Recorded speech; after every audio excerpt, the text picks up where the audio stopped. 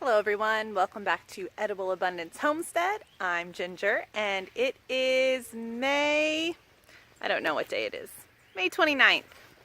I'm out here by my garden with some big and probably unrealistic plans for the day. My goal for today is to get a lot of the spring garden just cleared out.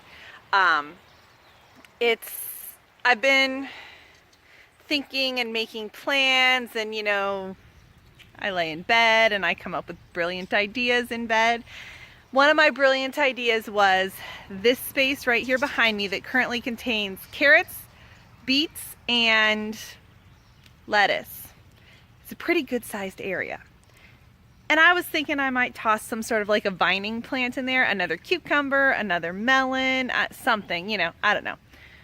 And then it came to me, I want to plant sweet corn and I can't figure out where to plant it because I don't really have a decent sized block of space. This is a decent sized block of space. And just to make it a little better, I've already got beans growing in there. So I'm going to try and do a little bit of a Three Sisters garden in this area. I've never done that before. It sounds great in theory. I just have never really done it. So I have bush beans growing. However, usually bush beans will send off, I think they call them runners. They'll try to climb if they're near something they can climb. Last year they were climbing up a fence, like the main plant bushes out, but then they send off these shoots that will climb. So I can plant corn. Maybe it'll climb the corn. Maybe it won't. Beans are nitrogen fixing either way, and that's good because corn's a heavy nitrogen feeder. You want that bucket? I have a helper out here. Bye. This is most of why it's probably unrealistic to get this much done in one day, because I have so many helpers, and especially this one who's really into the garden and really tough to teach what can be picked and not picked, because he's not even 2. Anyway, so big goals for today. We'll see if it happens or not. Clear this out and get it ready and plant. I'm gonna put more bean plants in here. I'm gonna plant corn in here. And I gotta figure out what I wanna put for my, squash family plant. Maybe a cucumber, maybe a melon. I don't know, I have to think about that. Yeah, we'll see, something like that. I'm gonna give it a try, why not? One thing I did accomplish yesterday actually is right back there next to the peppers, eggplant, 2 rows of eggplant. I did half of them, which would be 4 plants in that black mulch stuff, and then I did 4, oops, sorry, wrong way, did 4 next to it between, oh sorry, wrong way again, I'm looking at peppers and thinking they're eggplants. Those are peppers. These are eggplants in black plastic mulch. These are eggplants between the black plastic mulch of the other eggplants and the black plastic mulch pathway in front of the tomato plants. Sorry. And then I have that one at the end of this roll of mulch. That's my one big ground cherry. I have others still inside in pots that I am tenderly babying. What's up, Mama? You lost your shovel and you can't get it back? All right, I'll come help you. Let's go over here. That I am babying and trying to get big enough to plant out. This one was big enough, and I'd been holding it because I wasn't sure where I wanted to put it, because I kind of wanted to plan them all out together once I figured out how many actually survived. But I just decided it was too big and it was time to plant it out. So he put his shovel in here and it's stuck. Hey, you want this? Harry, buddy, you just want the bucket? Of course, I can't reach the bucket. All right, anyway, before I give everyone motion sickness here, that's the plan for today. That's what I did yesterday. Don't climb on the fence. That fence won't hold you. Carrots out, possibly beets out, otherwise we'll see. Lettuce, I have a friend coming over to help and hang out with my kids and stuff. So I'll probably send a lot of lettuce home with her. Maybe kale chips. I don't know. Let me look at what the beets look like, and we'll either do kale chips or beet chips today or tomorrow. What else do I have that needs to come out? That's about it. It's the line of carrots needs to be the first to go. Then the beets and a whole lot of weeds. A lot of weeds. It's going to be chicken paradise because I pull all the weeds and put them in a bucket and toss them to my chickens. My Swiss chard still looks good, so I'll probably leave it. It's not in my way. Some of that big lamb's quarter, I'm debating if I should try to preserve it, if I should leave it, or if I should just toss it to the chickens. I don't know. We'll see. Anyway, possibly I'll be back later with an update. We'll see. If I'm not, thanks for watching. And if I am, we'll see in a little bit. I'll come back with an update, actually. Okay, I'm back. I'm not out in my garden because I'll be honest, I didn't really get a lot done. My friend came over and gave me a ton of help getting stuff done inside the house, which was incredible. And thank you, Heather. And it was hot and I just didn't want to go out and work in the heat. However, later in the afternoon, I did go out and accomplish one big thing. I pulled all the carrots.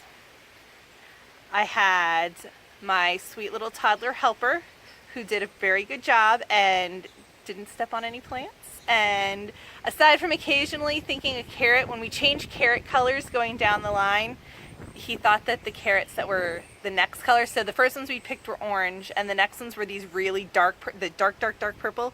I think they're called Black Nebula. He thought they were weeds. He thought they were like, they went in the junk bucket for the chickens in the weed bucket. So it took a little bit of work convincing him that we wanted to keep them too.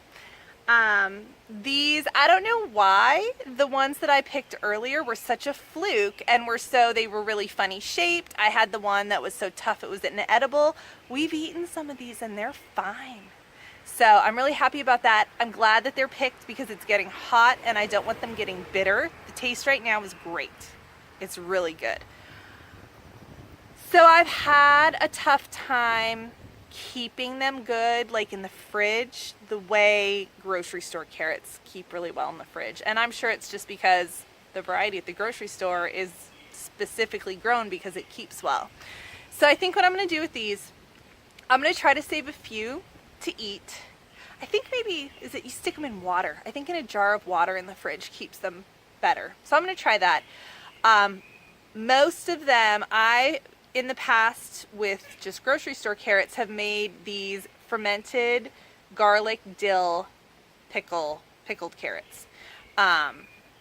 And my older daughter especially really likes them. They're delicious. They're great. And we dip them in ranch, or my kids just dip them in plain sour cream and get the probiotic benefits. So most of these will go to a big jar of that. I mean, this is a small sheet pan, so these carrots are mostly pretty small. It's carrots in the spring here, they just can't stay in the ground long enough to really grow bigger, because if you plant them too early, they're just not going to grow because it's too cold. And if you try to let them keep growing, you're going to hit the point that they're not any good anymore because it's gotten too hot and they've gotten bitter. I left 2 carrots out there because they'd gone to they'd shot up like a head, like a flower or a seed. I don't even know. Which I didn't think carrots did that in their first year. I thought I had read somewhere that it takes 2 years. So I'm going to look that up tonight online and double check. But I'm mostly just curious to see what it looks like if it goes to seed. So I left 2 of them out there for the sake of curiosity. So I'm happy with this. Hopefully tomorrow I can pick the row of beets that are still out there. Those take a little bit more work because I'm gonna preserve both the roots and the greens. I freeze the greens, or I might dehydrate the greens. The way I dehydrated that spinach and lamb's quarter the other day, and that worked fine. I've got 2 pint jars of them. So I might try to do that with some of those beet greens too. And I'm gonna call that it for today. It's time to go make some dinner. So thank you for watching. All right, so I'm in my kitchen and it's late and dark and my kids are in bed. So I wanted to show you what I was gonna do with all those carrots, since I have the opportunity and I kind of have it spaced out nicely here for once, in my messy kitchen. So first of all, this is a wide mouth 1.5 pint jar. I stuffed it full of carrots. I filled it up with water. I'm gonna put a lid on it and I'll put it in the fridge. And those will be like kept fresh. Then I went through and I chopped up all the carrots that I had left. And these I'm going to use to make a garlic dill fermented carrot pickle, basically. So in order to do that, I've got all these carrots and I'm going to stuff them into this quart size mason jar. We'll see if they all fit. You can stuff them in there pretty tight. So if there's a few extras, I'll just save them and we'll eat carrot sticks tomorrow. And I'm also gonna add some garlic. This is 4-ish cloves. There's 1 little clove stuck in there. They're a little small. So this garlic is from my garden last year. And I freeze my garlic. I peel it and freeze it in mason jars. I have tried braiding and drying it and I got a moldy mess for it. So I haven't had a problem with the texture. I mostly cook with my garlic. We don't eat a lot of it raw and it's just never bothered anyone. So that works for me. You're also going to add a tablespoon of dill. This is dried dill from the store. I had dried dill from last year's garden and it seems to be gone. So this is good because that'll use up that, because I don't even know how old that is. I'll smell it before I put it in, make sure it's still pungent. I do have fresh dill out in my garden, but like I said, it's dark.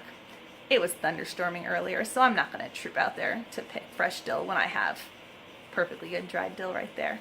And then it's also a tablespoon of dill and a tablespoon of salt. This is like a pink Himalayan salt. I've used Redmond's salt before. You put it all into the jar. You can also add a tablespoon of whey that is strained off of something like yogurt. I don't have a lot of yogurt right now and I don't feel like taking the time to strain whey off of it. That speeds up the fermentation process, but it will ferment anyway. And especially with as warm as it is, it's gonna ferment quickly. So put it in the jar, fill it up, not quite to the top with water, and let it sit on the counter for a few days. You need to watch the bubbles are gonna form because it's, as the bacteria respirate, they'll release carbon dioxide and you're gonna wanna let some of that air pressure off every once in a while. And then after a few days, when it starts to get a little tangy tasting, you move it to the fridge. It will get tangier as it sits in the fridge slowly.